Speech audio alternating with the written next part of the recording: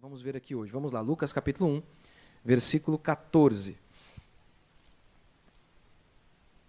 Lucas 1, 14. Lembra o contexto? Zacarias vai ao templo, ele e sua esposa são estéreis, o anjo fala com ele, Zacarias, você vai ter um filho.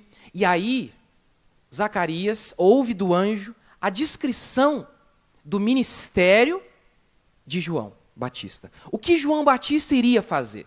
Veja comigo, verso 14. Em ti haverá prazer e alegria, ou seja, em João. E muitos se regozijarão com o seu nascimento, pois ele será grande diante do Senhor. Não beberá vinho, nem bebida forte, e será cheio do Espírito Santo, já do ventre materno. E converterá muitos dos filhos de Israel ao Senhor, seu Deus. E irá, e preste atenção nisso aqui, isso aqui é o foco do ministério de João. Ele vai converter muitos dos filhos de Israel a Deus. Ou seja, então eles não eram crentes? Aquele povo que se declarava cristão, ou melhor, judeu, povo de Deus, não era? É o que ele está dizendo. Verso 17. Irá adiante do Senhor no espírito e poder de Elias, para converter o coração dos pais aos filhos, converter os desobedientes à prudência dos justos e habilitar para o Senhor um povo preparado. Então hoje eu vou pregar apenas até aí. O que eu vou falar aqui hoje, o tema aqui, para mim hoje é, põe lá, família é uma missão. Porque o contexto do capítulo 1 tem a ver com a história de duas famílias. De dois casais que entenderam a missão da paternidade. E aqui uso a palavra paternidade no sentido genérico, assim como homem. Homem significando homem e mulher, paternidade significando a função de pai ou de mãe. Ok? Nós vemos aqui que a salvação, ela acontece porque dois casais estavam completamente comprometidos com a missão de ser pai. Dois milagres aqui, duas histórias de duas famílias. Nada fala mais alto sobre a nossa fé do que a nossa família. As famílias, do jeito que elas são hoje, elas gritam para nós que esses cristãos não são cristãos. Que a maioria dos que se alegam, dos que alegam ser cristãos, não o são. São falsos cristãos. Suas famílias provam isso. Filhos que odeiam seus pais. Odeiam. E eu, obviamente, a minha tônica aqui vai ser apenas em se tratando do meio cristão. Porque é óbvio, os ímpios estão perdidos. Agora, a questão é ver a perdição no meio daqueles que se dizem cristãos. Filhos odeiam seus pais. Odeiam. Mães ficam desesperadas quando chegam as férias. Desesperadas. Não sabem o que vão fazer. Porque vão ter que ficar com a criança.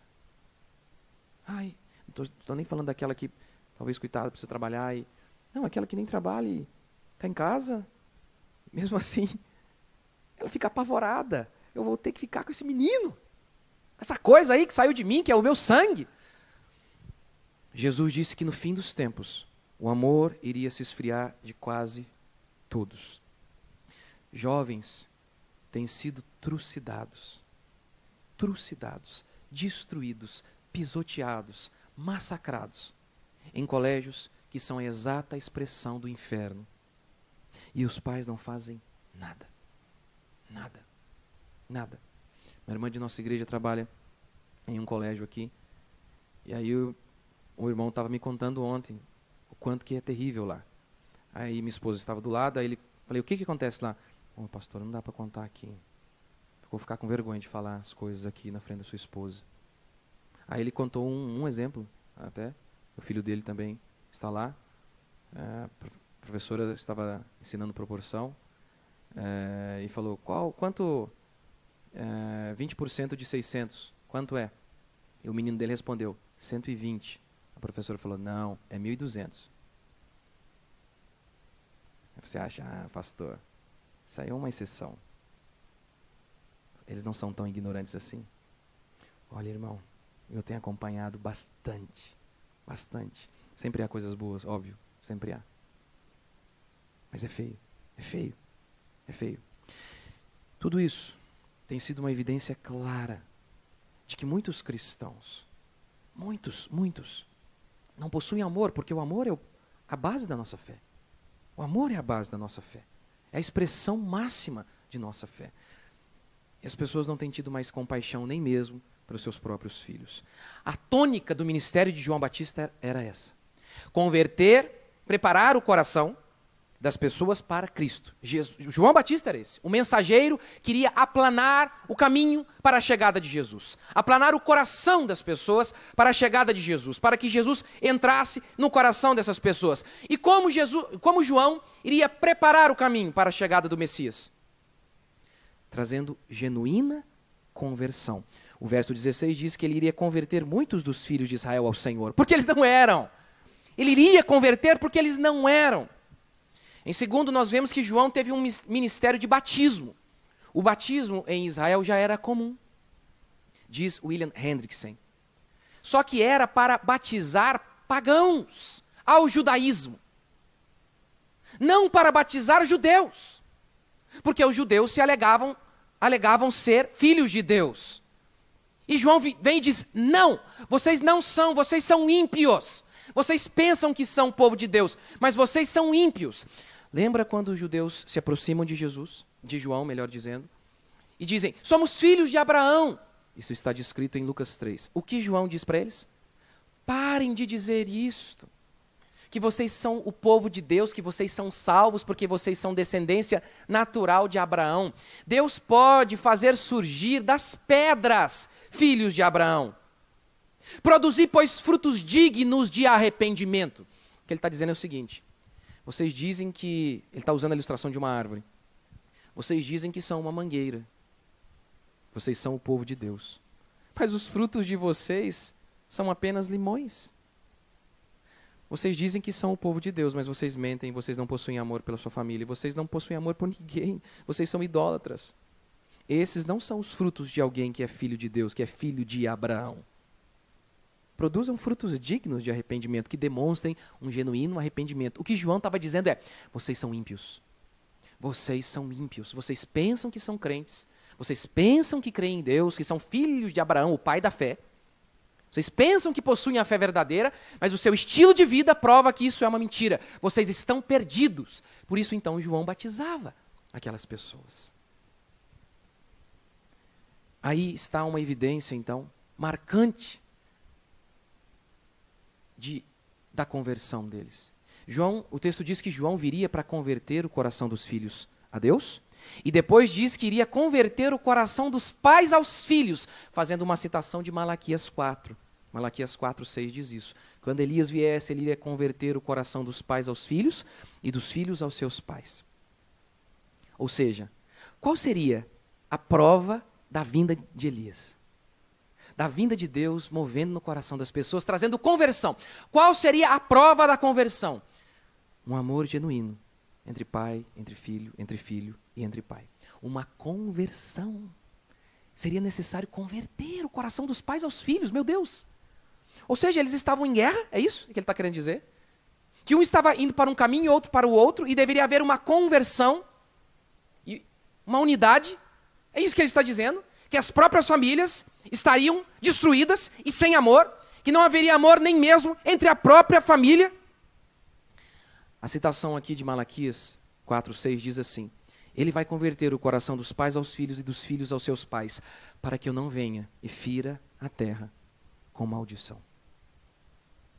Para que eu não venha e fira a terra com maldição. Quanta desgraça, miséria, porque nós perdemos totalmente a noção do que é amor. Amor pelos nossos filhos, amor por nossos pais. Quanta desgraça, porque nós perdemos completamente a noção do que é uma família, do que é uma missão de família, uma missão chamada casamento. É isso que esse texto diz, que nada fala mais alto em relação à nossa fé do que a maneira que nós lidamos com as pessoas da nossa família. Elas podem até não se converter, mas pelo menos que nós possamos nos converter a eles. Pelo menos isso. Isso pode acontecer. E isso é inegável. É inegável quando há uma conversão genuína. Algo que acontece, essa ternura e o amor pelo nosso próximo, ele começa a voltar. Quem é mais? Jesus disse que devemos amar o próximo. Quem é mais próximo de nós do que nossa família? Quem é mais próximo de nós do que nossa família? Essa história nos dá três princípios sobre família. Primeiro, uma família abençoada é uma família que possui os mesmos valores. Você se lembra que o anjo diz, João é o nome do menino. Zacarias fica mudo, porque ele não acredita. Quando o menino nasce, a vizinhança fofoqueira, e devia ser do Brasil, o povo, alguma coisa assim, né? Falou, não vai ser João o nome do menino, Isabel. Como assim, João? Não tem ninguém na sua família com esse nome. Vai ser Zacarias. Nós vamos dar aqui o nome do seu filho, está decidido. Aí diz o texto que João pede uma tabuinha, Zacarias pede uma tabuinha e reafirma, João é o nome dele. Por que eles escolheram João? Porque Maria concordava com Zacarias. Por que Isabel concordava com Zacarias? Nossa, é tanto nome, vocês perdoem se eu dar umas ratas aqui. É nome demais. Porque Isabel concordou com Zacarias sobre o nome. Eles acharam bonito? Eles procuraram na Wikipédia? Ou no Google? Foi em algum lugar? Onde será? Eles tiveram uma revelação de Deus. Não foi gosto de Zacarias e nem gosto de Isabel. Foi a vontade de Deus. Foi a vontade de Deus. Pessoas extremamente apaixonadas acabam se destruindo. Pessoas se unem e ficam apaixonadas. Extremamente, aquela coisa caliente. E por não possuírem os mesmos valores, por não falarem a mesma linguagem, se destroem. Não há paixão que resista. Não há paixão que resista a valores diferentes.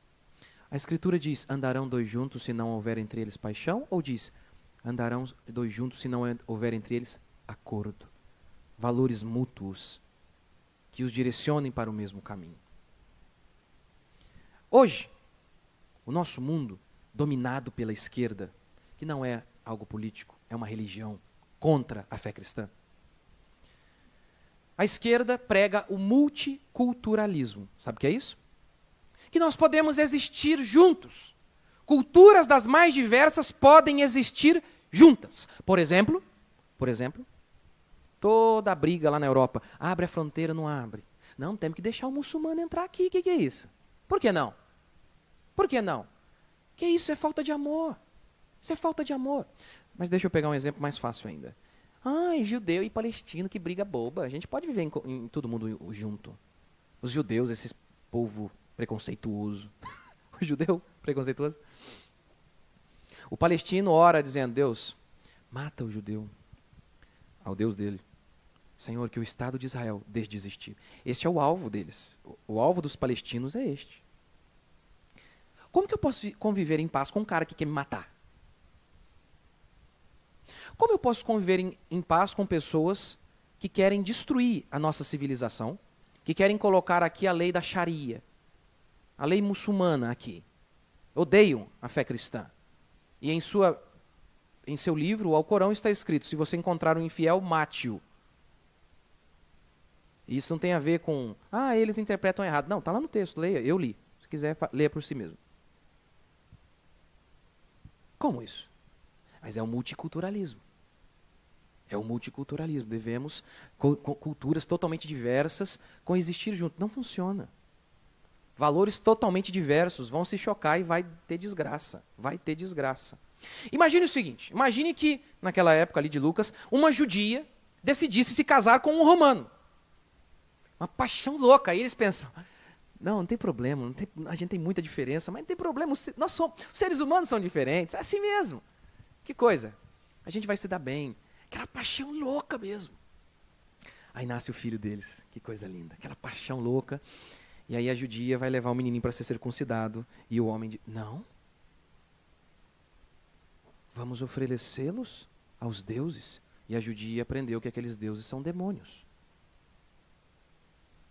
Não há paixão que resista a valores diferentes. Não há paixão que resista a valores diferentes. Mas por que os progressistas, os esquerdistas, ensinam isso? Um grande motivo é que eles são um bando safado e, na verdade, eles querem que essas culturas destruam o Ocidente. Essa é a verdade. Mas há um outro motivo também. Eles ensinam isso porque eles não acreditam que exista uma verdade absoluta. O que é verdade absoluta? Por exemplo, eu chego e declaro, a grama é verde e ponto final. É uma verdade absoluta. Não existe nada relativo, não existe uma segunda opção. É verde e ponto final. Quem afirmar algo diferente é louco ou ignorante. Uma verdade absoluta. Mas os esquerdistas ensinam que tudo é relativo. Não, eu posso enxergar a grama de maneira que eu olho para ela e falo, é amarela. Por conta de minha cultura, de meus antepassados, eu enxergo a grama amarela. Outro diz, não, para mim ela é rosa. E aí sabe o que o esquerdista diz? Tá todo mundo certo. Você já deve ter ouvido algo parecido com isso. Lembra quando o artista da Rede Globo, que se diz inteligente, diz, não, eu tenho a minha verdade, você tem a sua. Ou seja, eu digo que a grama é rosa, você diz que ela é amarela, eu tenho a minha verdade, você tem a sua e está todo mundo certo. Como isso é possível? Ou seja, não existem absolutos. Não existem valores absolutos, por exemplo, em se tratando de casamento. A Bíblia diz, casamento é de um homem com uma mulher. Eles dizem, não, é relativo, depende. Por que não um homem com um homem? Por que não um homem e uma criança? Vão chegar lá. No passado eles já chegaram. Chegaram, a pedofilia era totalmente tolerada no mundo antigo. Acabou por conta da influência da fé cristã. E a fé cristã está indo para lá do lixo. Vai voltar também novamente a pedofilia. Ser algo normal, bem provável. Não há valores absolutos. Não há. Por quê? Por que não há valores absolutos? Porque não há Deus. Se não há Deus, não há absolutos. Porque quem vai declarar que algo é verde, por exemplo? Quem pode dizer? Quem pode? Se não há Deus, se não há alguém absoluto para declarar verdades absolutas, como que nós podemos? Veja, sem a revelação de Deus, porque a Bíblia é a revelação de Deus, a Bíblia é cheia de absolutos. Ela diz, Jesus é a verdade, não uma delas, é a. Só há um caminho até o céu, não há dois. Não tem nada de relativo, é um só. Se não crê nesse, está perdido. Só há uma verdade, não tem duas. Uma só. Sem a revelação de Deus, sem a Escritura, nós estamos perdidos. Estamos entregues aos homens, ao que os homens disserem. Ao que eles afirmarem que é certo e errado. Qual o nome a ser colocado, por exemplo, no menino? Sem a revelação de Deus, realmente não dá para saber o que é certo e errado. Se não há revelação de Deus sobre o que é um homem e uma mulher, por exemplo, realmente não dá para dizer se é certo homem com mulher, homem com criança. Nós sabemos que é certo homem com mulher, porque Deus revelou. Porque a Bíblia assim o diz. Agora, se Deus não revelou, se não há Deus ditando sua vontade, o que é certo e o que é errado? O que é certo e o que é errado no seu casamento? Se não há uma voz absoluta ditando as regras. Por que João, ou então por que não Zacarias? Ou por que não, sei lá, qualquer nome. Por quê? Veja, se não há um Deus, por meio de sua revelação, dando a regra, o que é melhor, punir com vara ou salinha do castigo, a cantinho do castigo? Se não há Deus? Se não há Deus, se não há a revelação,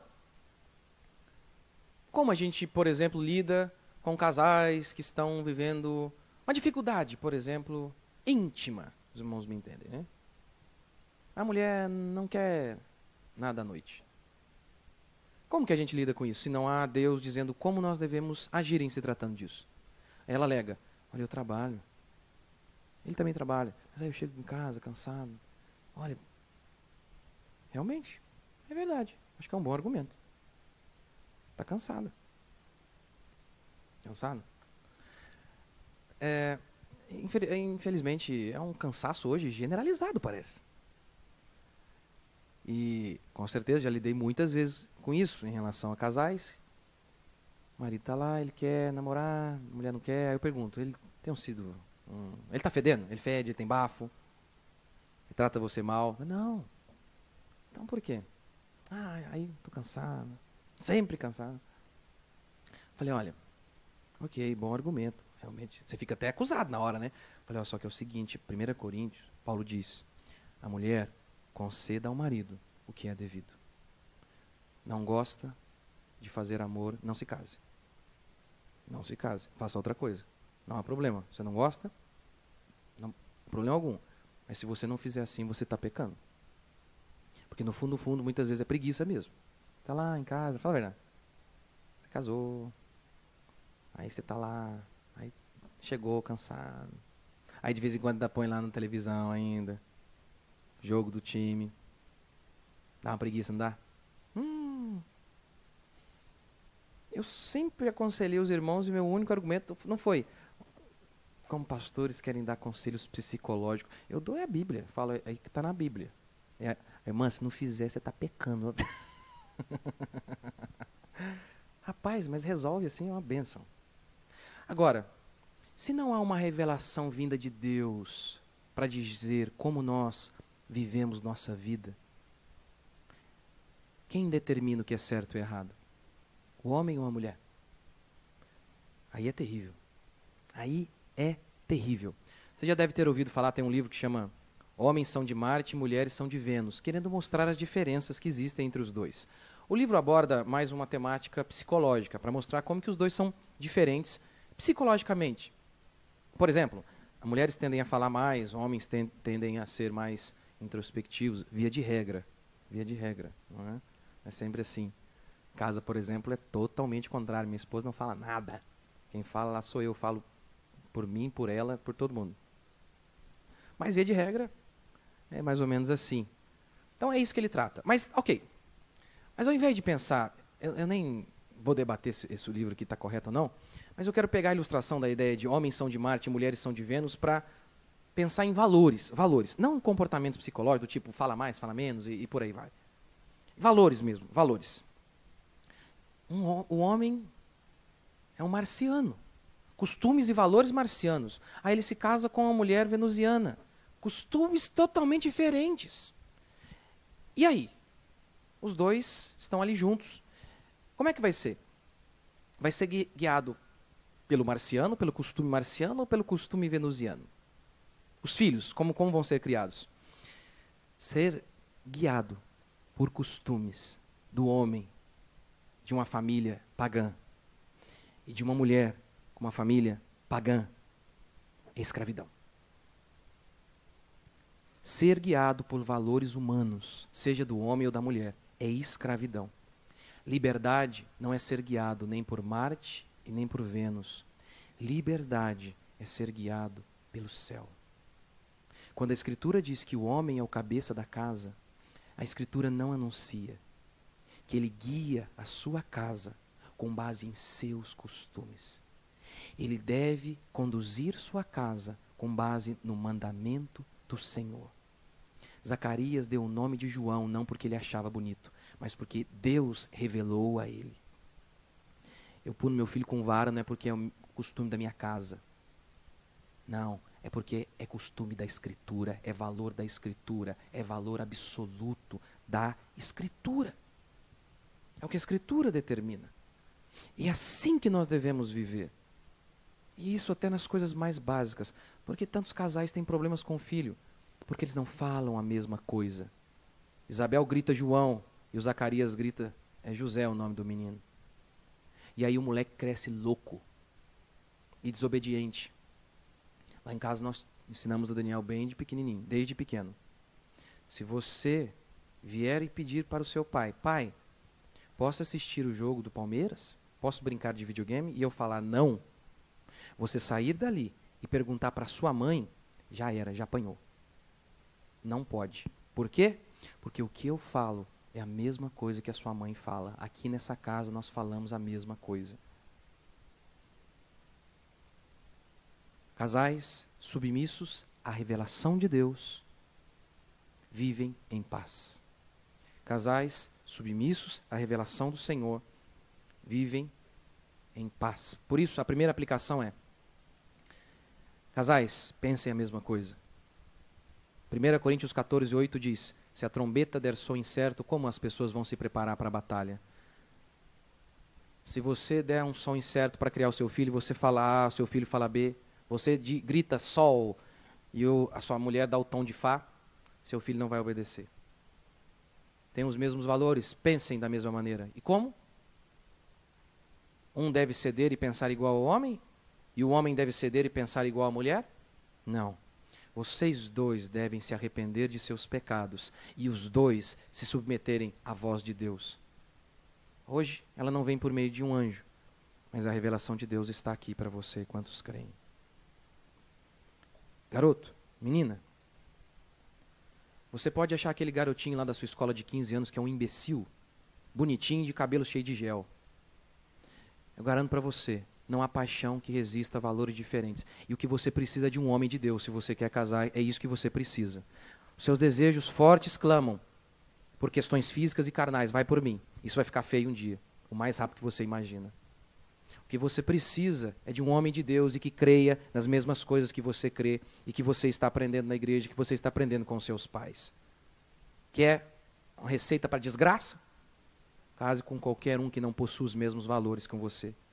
Prefira ficar sozinho. Prefira ficar sozinha se preciso for. Porque 2 Coríntios 6,14 diz: não vos ponhais em jugo desigual com incrédulos. Porquanto que sociedade pode haver entre a justiça e a iniquidade, entre a luz e as trevas. Não sem razão, em nossa igreja Resgatar é proibido celebrar casamento de crente com incrédulo. Não celebramos. Recentemente, um doutor pediu que eu fizesse o casamento dele. Eu falei, não faço. Com certeza não voltou mais à igreja. Segundo, infância é tempo de crescer. E aqui, mais uma vez, eu acredito os princípios que eu vou falar têm a ver com todos nós. Com você que é pai, com você que é jovem, e de qualquer maneira com você também, para você também que já criou seus filhos e que precisa crescer também, continuar crescendo. Versículo 80, você pode ler comigo? Do capítulo 1, falando de João. O menino crescia e se fortalecia em espírito. Crescia no espírito. E viveu nos desertos até o dia em que havia de manifestar-se a Israel. Porque o meu tema aqui ainda é o ministério de João, não é? Descrição da infância de João. 30 anos descritos com uma sentença. Uma sentença. Porque nós não temos nada na Bíblia sobre a infância de João, a não ser esta frase. Crescia no Espírito. Porque isso já é o bastante. É tudo que você precisa ouvir. Crescia no Espírito. O Espírito aqui, na Bíblia, Espírito está em oposição à carne. Nossa carne física. Veja. A fim de que o preceito da lei se cumprisse em nós, que não andamos segundo a carne, mas segundo o Espírito, está vendo? O Espírito está em oposição à carne. Acho que eu coloquei mais um. Para que, segundo a riqueza da sua glória, vos conceda que sejais fortalecidos com poder, mediante o seu Espírito, no homem interior. Então, quando o texto aqui diz que João crescia no Espírito, o que ele está dizendo é que João crescia no seu homem interior. Crescia por dentro. Crescia como homem de verdade. Isso é maravilhoso porque João era alguém corajoso. É isso que é crescer, é aprender valores, é lapidar, moldar o nosso caráter. E uma das qualidades que nós necessitamos ter, não é fruto apenas de herói, é para uma vida plena em Deus e na nossa existência, é necessário coragem. João era corajoso. ele colocou o dedo na cara de Herodes e falou: o rei, você está em adultério. Coragem. Você precisa ser corajoso, garoto, garota. E você, pai, você também precisa de coragem. O medo nos limita. O medo nos limita, nos impede de ser tudo aquilo que Deus projetou. Mas os pais não estão preocupados que o menino cresça no espírito. Os pais se preocupam hoje, infelizmente, apenas que o garoto passe no vestibular. Se o menino precisar vender a alma para o capeta, ou para Darwin, ou para Simone de Beauvoir, ou para qualquer um desses endemoniados, para passar no vestibular e ganhar 20 mil reais por mês, os pais estão dispostos a vender a alma de seu filho. Quantos filhos de lares cristãos, criados na fé cristã, e estão perdidos hoje, perdidos, e das maneiras mais terríveis, no homossexualismo e por aí vai. Os pais estão mais preocupados que os filhos cresçam aos olhos do mundo, mesmo que o moleque seja um anão diante de Deus. E um dos motivos disso acontece por conta de uma definição errada do que é infância. Infância foi definida como uma época de brincar. Não é verdade. Não é verdade. Há um momento de brincar. Mas de infância é, acima de tudo, época de desenvolver o caráter e de desenvolver habilidades. Porque veja comigo Provérbios. Ensina a criança o caminho que deve andar. E ainda quando for velho, não se desviará dele. Ensinar é, acima de tudo, algo dado à criança. Devemos aprender sempre. Mas se tem alguém que precisa desesperadamente aprender, é a criança. Outro texto. Tu as inculcarás, ou seja, a lei de Deus, né? Esse é o contexto. Tu inculcarás a lei de Deus aos teus filhos, e delas falarás assentado em tua casa, andando pelo caminho, ao deitar-te, ao levantar-te. É sério? Ensinar a Bíblia, esse livro difícil? É isso mesmo? Esse livro super complexo, ensinar para uma criança? Sim. Sim. Ah, mas ele não consegue entender esses assuntos difíceis. Deus diz que consegue. Sabe uma das evidências que a criança nasceu para aprender? E que, acima de tudo, a infância é uma época de aprendizado? Memória. Memória. Se você tem filho, você sabe o quão gigantesca é a memória de seu filho. Um dia eu estava assistindo O Mágico de Oz com meu filho. Ele era pequenininho, e aí em 3D. Aí chegou a hora que a bruxa veio para cima da gente, quase na cara da gente, né? 3D. E a bruxa era uma moça normal, aí se transformava em bruxa. Ele ficou com medo, o coraçãozinho dele. Eu coloquei a mão no coraçãozinho dele, meu amigo estava a milhão. Passou, sei lá, 2 anos, não sei quanto tempo. Aí fomos assistir em casa. Aí, pai, vamos assistir junto? Tá bom, vamos assistir, filho. Chegou a cena que antecedia o momento que a mulher ia se transformar em bruxa. Mas nem lembrava. Aí o coraçãozinho dele já deu uma... Pai, ela vai virar bruxa. Eu falei, na onde? Que horas? Agora? Não vai nada, filho. Vai sim, pai. Direto, eu tô na rua. Olha, a gente passou no lugar ali. Pai, você viu ontem, tava aquele carro ali, não sei o quê. Ontem não, semana passada. Que carro, filho? Para. Que carro? Tava ali, pai, um carro dessa cor, o moço levantou isso. Lembra de tudo. Crianças são assim. Por que Deus as fez desta maneira? Por que com uma mente tão poderosa? Por que será? Será que não é para ser cheio de conhecimento? Os progressistas, os esquerdistas, propõem que a infância deve ser uma coisa lúdica. Só diversão. Até para ensinar. Nada de pressão. Nada de dizer não. Nada de vara. Tudo deve ser diversão. Até aprender, o aprendizado deve ser diversão também. Olha, nem sempre dá para fazer isso. E aprender é sofrer. Hebreus 5:8 diz isso. Embora Jesus, sendo filho, aprendeu pelas coisas que sofreu. Aprendizado é doído. Vou te dar um exemplo. Como que eu faço para tornar lúdico ensinar o meu filho a tocar violão? E o dedo dele começa a doer. E as costas dele dói por conta de ficar 1 hora tocando. E dói de qualquer um. Como que eu torno isso lúdico? Passo mel no dedo dele? Como que eu faço isso ficar lúdico? Não tem jeito, porque para aprender ele tem que ficar lá, vários minutos. Dom, dom, dom, dom, dom, dom. É assim que aprende. Como que torna isso lúdico? Não tem jeito, dói. Como que torna lúdico ensinar crase? Como que faz isso? Olha, filho, a crase é uma origem grega e é a fusão da preposição a com o artigo a. Vou à igreja, tá vendo o verbo? Vou, quem vai, vai a. Mais o artigo a da igreja, a preposição. Ah, então tá bom, pai, que legal. Olha que bonito. Dei um presente a ele. Ah, então ali tem crase, porque quem dá algo a alguém. Ah, não, mas antes, palavra masculina, pronome, não há crase. Não há, pai? Ah, né, não há. Depois de para também, não tem. Como é que você explica isso? Não tem jeito, é chato, tem que decorar, são regras. Não tem como tornar lúdico isso. Não estou dizendo que precisamos fazê-lo, ensinar essas coisas quando ele é pequeno, mas tão jovem. Mas é chato, é chato, é chato, é sofrimento, é doído. Como que a gente faz isso? Não há jeito.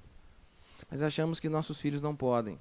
O engraçado de tudo isso é que esses progressistas e esquerdistas dizem isso, né?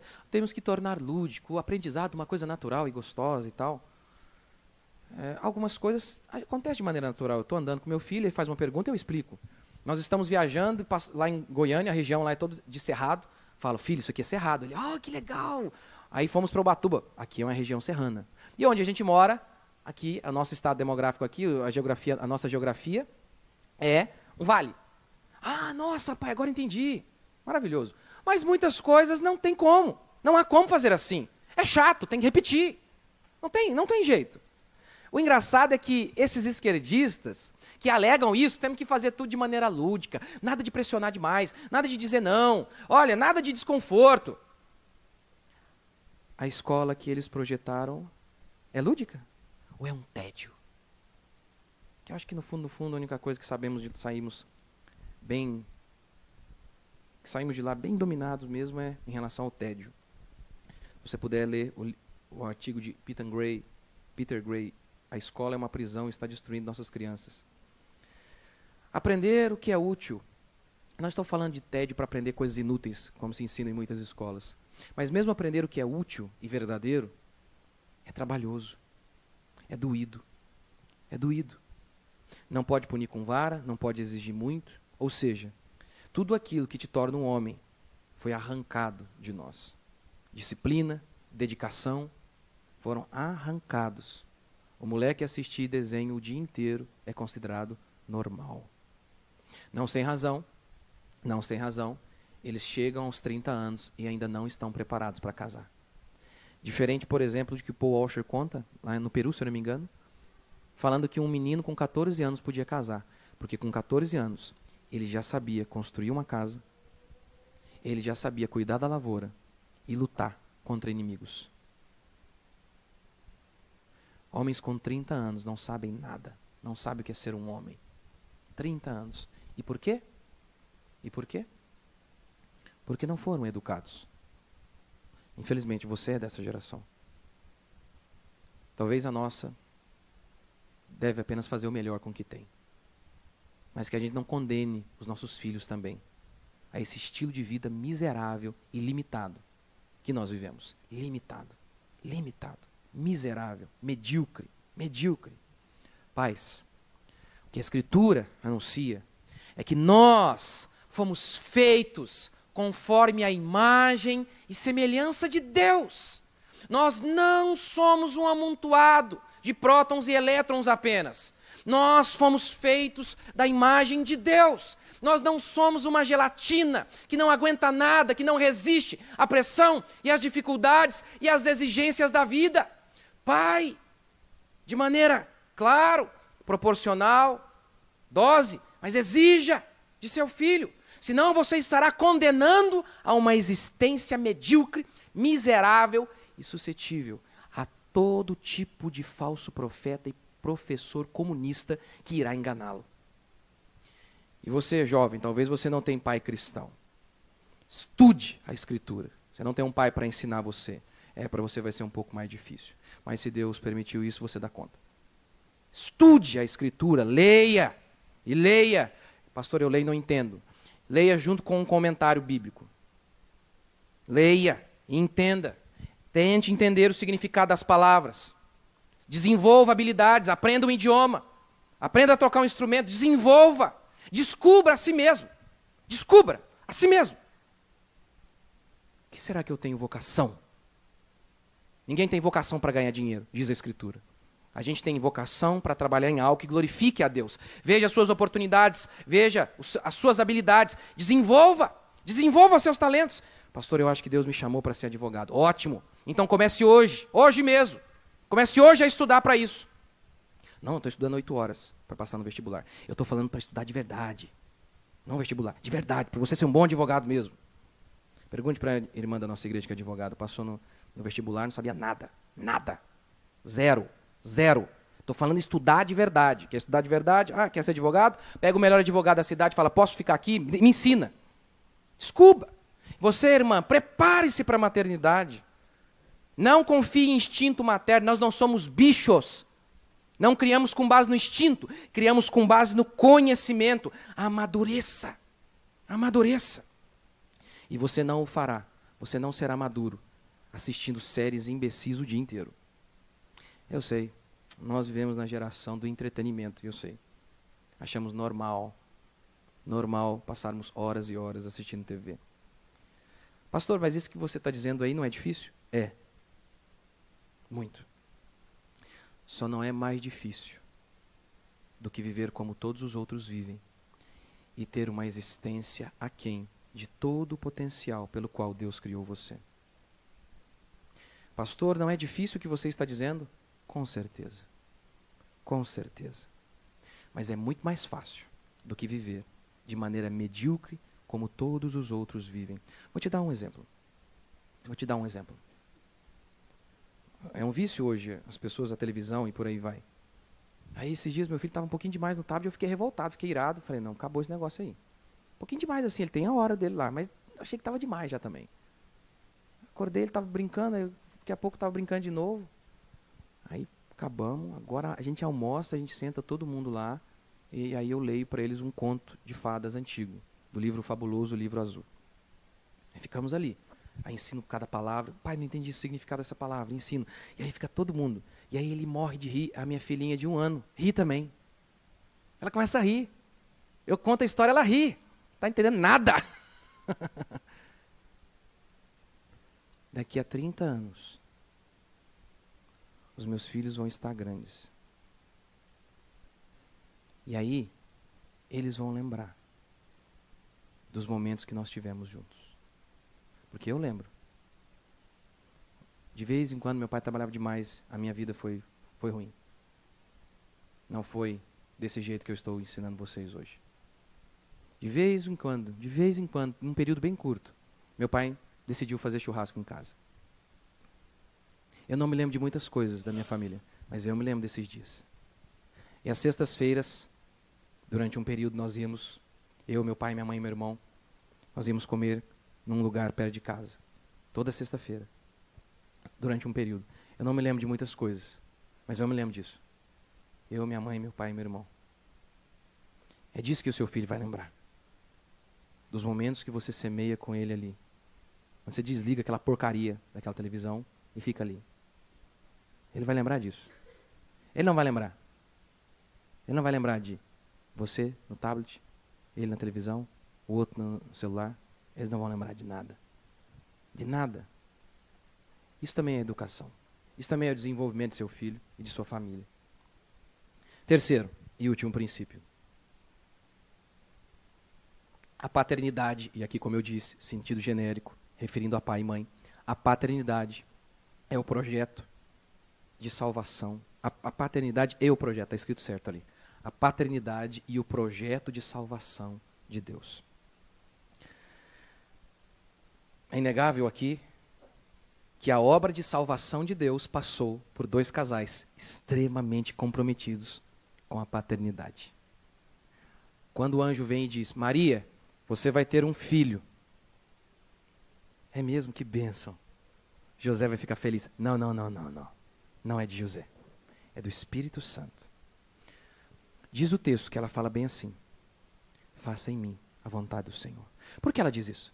Por que ela não diz, que coisa maravilhosa? Por que ela diz isso?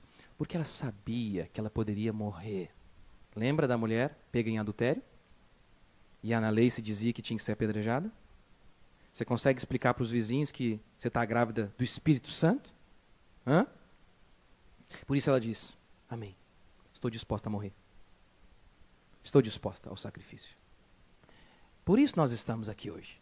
Porque alguém entendeu a missão de mãe. Isso é mãe. Isso é ser pai. É estar disposto a morrer pelos seus filhos. A sofrer pelos seus filhos. A se gastar pelos seus filhos. A jogar sua felicidade na lata do lixo pelos seus filhos. Isso é ser pai. O resto é cuidar de cachorro. Quem quer conforto, compre um hamster, um cachorrinho, qualquer outra coisa. Porque criar filho é doído. Porque o amor, tudo sofre. Agora veja. Alexandre o Grande foi um general poderoso, um comandante poderoso, um imperador poderoso. Seu pai era o rei Filipe II, rei da Macedônia. Quando o seu pai olha para o menino, Alexandre, sendo ele rico e poderoso, ele quer a melhor educação para o menino. O que ele faz? Ele contrata Aristóteles. Aristóteles foi o tutor de Alexandre o Grande. Aristóteles é simplesmente considerado um dos maiores filósofos de todos os tempos. Ele e Platão ali são os maiores. Deus vai ter um filho. Deus não é o rei da Macedônia. Deus é o rei de todo o universo. Ele pode pagar 40 mil reais por mês para um tutor. O tutor era esse homem que era um professor particular. O dia inteiro cuidava, ensinava o menino até que ele atingisse a maturidade. Deus não é o rei da Macedônia. Deus é o rei de todo o mundo. Ele quer um tutor para seus filhos, para seu filho. O que ele faz? Eu não sei o que ele faz, mas eu sei o que um cristão faria. Eu sei o que um cristão faria. Um cristão, entre aspas, falar para o pessoalzinho da rádio, né? Um cristão de hoje, se ele fosse o rei do mundo, tivesse todo o dinheiro para pagar 40 mil por mês, por exemplo, a um tutor, ele iria até uma faculdade de renome, entregaria seu filho a um ateu, comunista, darwinista, mas cheio de diplomas. É isso que um cristão, via de regra, faria. Deus deixou seu filho nas mãos de Maria e José, um carpinteiro pobre. Como nós sabemos que eles eram pobres? Porque em Lucas 2:24 diz o texto que quando Jesus foi ser oferecido no templo, os pais ofereceram a oferta de 2 rolas ou 2 pombinhos. Por quê? Porque Levítico dizia que esta era a oferta dos pobres. A oferta deveria ser um cordeiro, mas se a família era muito pobre, ela poderia oferecer então 2 rolas ou 2 pombinhos. Até hoje, fala a verdade, quanto que vale um passarinho desse? Porque eles eram pobres. Deus não podia ter pego, sei lá, um filho de um rei, assim, um sacerdote importante, alguém de renome, e da capital, né? Sei lá. Belém, de Nazaré, Judéia. Pô. Toda a história do capítulo 1, a história da nossa salvação, é resumida na história de 2 casais de fé. A Bíblia diz, aqui no texto, anuncia que João não iria beber vinho, que ele iria pregar o evangelho. O anjo disse para Zacarias, o pai de João, olha, o seu filho vai ser assim, assim e assado. E diz a Bíblia que João foi tudo aquilo que o anjo profetizou. O anjo falou isso para João? João não bebeu bebida forte. Como ele sabia disso?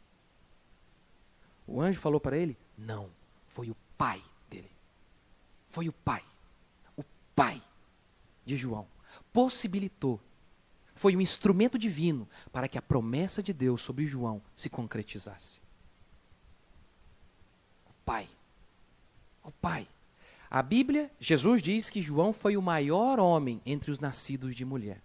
E a Bíblia diz que os pais de João eram irrepreensíveis. Será que foi por acaso? Será que foi por acaso? Será? Ser pai é sacrifício, ser mãe é sacrifício. Para ser mãe do Filho de Deus, Maria estava disposta a morrer. Mas nós queremos ter um Filho de Deus, mas não queremos morrer. Não queremos nos sacrificar em nada. Não tem jeito. Somos viciados em entretenimento, somos viciados em dar risada. Tanto que existem site, blog, canais no YouTube de piadinhas com Deus. Fazem piada com Jesus. A Bíblia diz, não tome o nome do Senhor em vão. Quer fazer piada com anjo, faz. Quer fazer piada com... Não, pega o nome do Senhor e use de maneira trivial. Perdemos a noção total. Beira a loucura o que nós fazemos. Beira a loucura, há canais aos montes. Pastores chamam esses piadistas gospel para fazer culto, para contar piada, fazer show de stand-up no meio do culto. Piada com Deus. Porque queremos rir o tempo inteiro. Somos viciados, não somos, em WhatsApp? Em piadinhas do WhatsApp? Todo dia precisamos rir constantemente. Por quê? Porque somos tão miseráveis que precisamos nos apegar a coisas tão fúteis e imbecis. Não temos disposição ao sofrimento, porque a nossa vida é miserável. Porque não conseguimos enxergar que a nossa vida é eterna, que o nosso trabalho é árduo, é contínuo, e que todo o nosso sofrimento e dedicação será recompensado um dia. Por quê? Porque olhamos apenas para o hoje. Apenas para o hoje. Não, a vida é sofrimento. O amor sofre. E há um prazer em meio ao sofrimento. Tudo bem, há a hora do entretenimento, mas que não sejamos viciados por ele. As pessoas não estão dispostas a sofrer e a se sacrificar em prol do outro. Qual é o argumento de muitas pessoas, por exemplo, para divorciar? O que eu já ouvi de mulher falando, eu preciso separar dele. Por quê? Não, eu acho que eu não amo mais, eu acho que eu não sou, eu tenho que buscar a minha felicidade. Aí eu falo, e os seus filhos? Em outras palavras, você está dizendo que se dane. Eu fiz tudo por ele, eu dei o melhor colégio. Não. Você trabalhou por si mesmo. É mais barato pagar R$1.000 para ele por mês do que educar o moleque. Não. Coragem. Maria teve coragem. Mulher de fé. Pais, vocês são tutores de seus filhos. Tutores. As crianças não são suas. Seus filhos não são seus. Você é responsável por dar educação a eles. Você é responsável por protegê-los de toda influência maligna e demoníaca. Você é responsável. E você será cobrado. Não se esqueça disso. Um dia você vai estar diante do Senhor. E Ele vai cobrar você de como você educou o seu filho. E se você teve coragem para protegê-lo de toda a obra maligna. Se você teve disposição, inclusive, de enfrentar o Estado, o demônio, o capeta e todos os outros para proteger o seu filho. Este é o seu dever. Criar filho é isso. Criar filho não é ter cachorro. Criar filho não é ter uma bonequinha para a gente brincar. Criar filho é uma missão. É uma missão divina que implica morrer até por nossa família. Este é o mandamento divino de Deus para nós. Pais, uma criança ignorante é uma presa fácil nas mãos dos falsos gurus. Seu filho precisa ser educado. Seu filho precisa dominar a linguagem. Ele precisa entender as palavras. Por quê? Porque ele precisa entender as palavras para entender a Bíblia. Se o seu filho não entender a Bíblia, ele está fadado à desgraça. Ele pode ganhar R$15.000, mas ele vai ser um miserável. Ele precisa da palavra de Deus. Da palavra de Deus. Eu vou falar para você. Eu já li tudo. Eu li Platão, eu li Aristóteles, eu li Dostoiévski, eu li Shakespeare, eu li tudo que você pode imaginar. Eu li coisa de história, história americana, história brasileira, história russa. Nada chega nem um pouco perto do que a Escritura é. Nem um pouco. A riqueza, a revelação, nada. A definição de quem nós somos como ser humano, uma definição de uma sociedade, nada chega nem perto. Nem perto. Seu filho precisa, mas para ele ler a Escritura, ele precisa dominar a linguagem, ele precisa ser educado. E aqui uso a palavra educação no sentido de dominar a linguagem.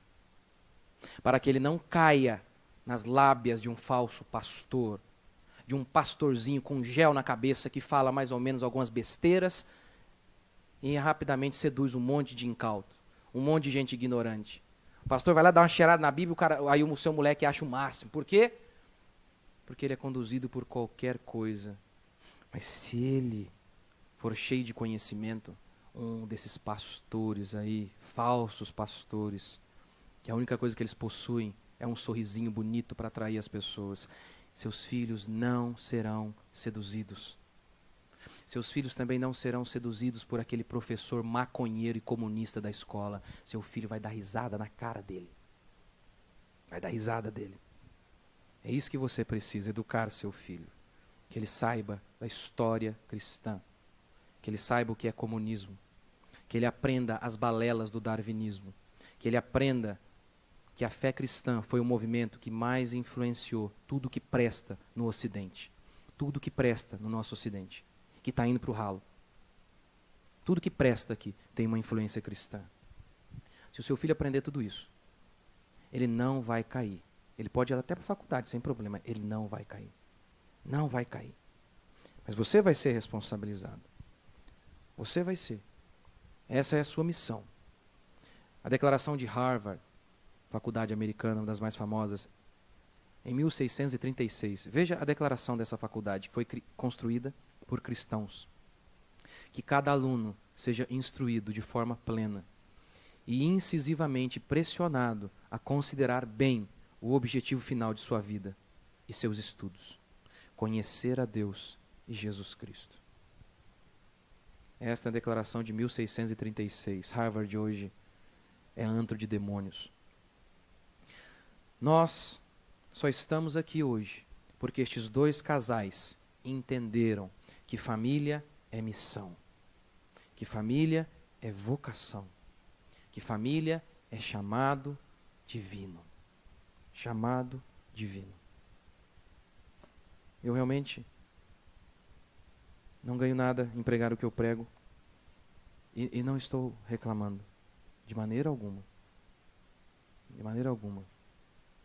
Certas coisas que eu falo, os próprios irmãos não gostam e falam às vezes, criticam, e não estou reclamando. E qual vez eu vim aqui, irmãos, tem que respeitar. Você não pode ficar falando isso. Nunca fiz e nunca vou fazer. Não há problema algum. Por exemplo, eu ensino sobre pastorado feminino e digo que isso é loucura. Não sem razão.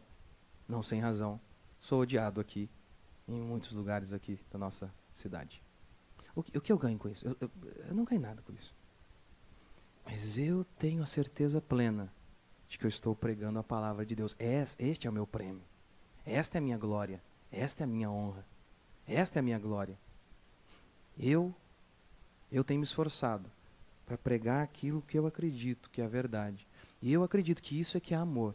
Mesmo que a gente possa ser xingado, mesmo que a gente não seja popular, mas ainda assim você anuncia o que vai fazer bem para as pessoas. E eu tenho certeza que isso aqui é a palavra de Deus. É a palavra de Deus. E a palavra de Deus é o que você precisa. É isso que abençoa você. Na realidade é um milagre você estar aqui, eu acho. Nossa, igreja é tão feia, né? Olha aí. Agora vai ficar bonita. Nosso louvor, os irmãos aqui, o Marcos é uma bênção, o Mateuzinho, mas não é, sabe, eu me esforço, mas eu sou limitado. E o nosso som está limitado hoje. Acho um milagre você estar aqui. E eu não fico gritando, dizendo, porque o Senhor está aqui, está chegando a você, a sua bênção vai chegar. Porque isso não mexe com a gente. Ou você é doido de estar aqui, ou você é crente mesmo. Porque o crente, ele quer ouvir Deus, ainda que Deus grite com ele. Ainda que Deus o confronte. É isso que o cristão anseia. É isso que arrepia o cristão. Não é uma música mais alta. É ouvir a voz do seu Senhor. Vamos ficar de pé?